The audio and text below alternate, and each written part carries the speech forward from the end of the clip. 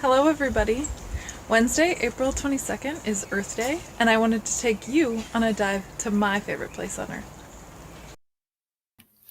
This video is of a dive I took with friends in Florida a few years ago. Be on the lookout for animals with different colors and patterns, animals hiding and camouflaging, and watching their unique behaviors. Enjoy the dive! Here we have our first echinoderm of the dive, a pincushion sea urchin. Why do you think he's using his tube feet to hold onto shells?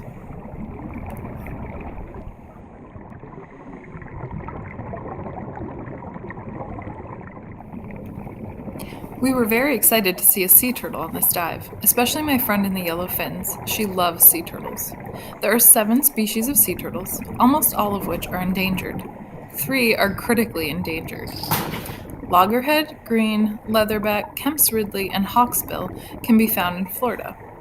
Sea turtles have no teeth, but mostly eat shelled animals like crustaceans, except for the green sea turtle, who is a vegetarian.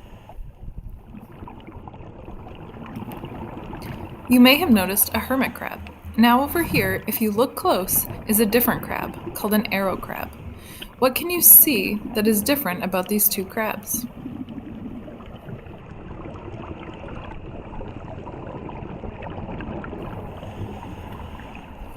We are now at a little reef community. Do you see a striped fish swimming over a purple patch? What do you think this patch is? We will see one again later in the dive.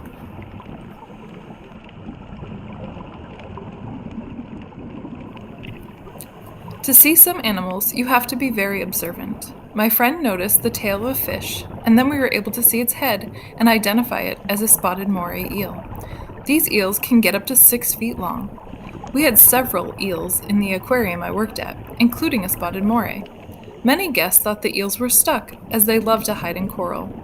They also have to open and close their mouths to breathe, which can give the impression that they are struggling or aggressive, but they are happy, just waiting for night so they can go out and hunt.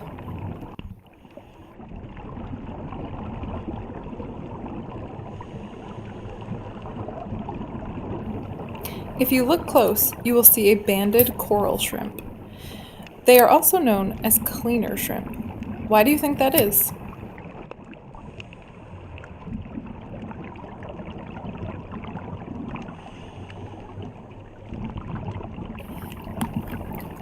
Coming up in the bottom right corner is another one of the striped fish we saw earlier, called a sergeant major, who is swimming over a purple patch.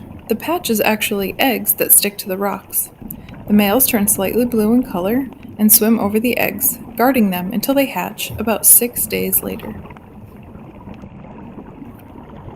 We were lucky enough to see a few sea stars on this dive.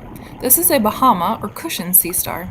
They are related to the sea urchin we saw earlier and use their tube feet to crawl along the bottom of the ocean. There used to be many more Bahama sea stars in Florida, but their populations have decreased dramatically due to people harvesting them for decoration and souvenirs. You may no longer collect or sell Bahama sea stars in Florida. We did not see any sharks on this dive, but we did see one of their relatives, a yellow stingray. Did you notice him camouflaging in the sand earlier? Stingrays have barbs on their tails that they use to defend themselves. It is a good idea to shuffle your feet when you walk in the ocean in areas where stingrays live, as they will feel the vibration and swim away. What do you think the differences are between stingrays, manta rays, and skates?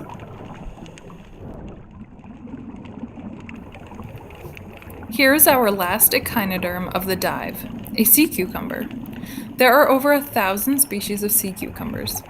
They have a very unique defense mechanism. When sea cucumbers feel threatened, they will spit out their organs to scare away their predator, and then they are able to regenerate their organs, just like sea stars can regenerate their arms. So we have seen 3 echinoderms on this dive. Do you know any other examples of echinoderms?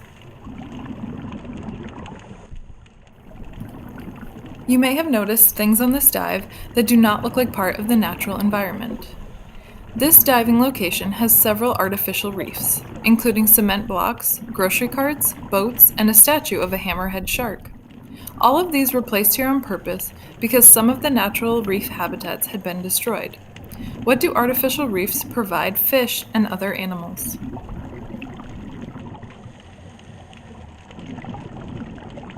There are many threats to our lakes and oceans worldwide, including pollution, overfishing, invasive species, and climate change.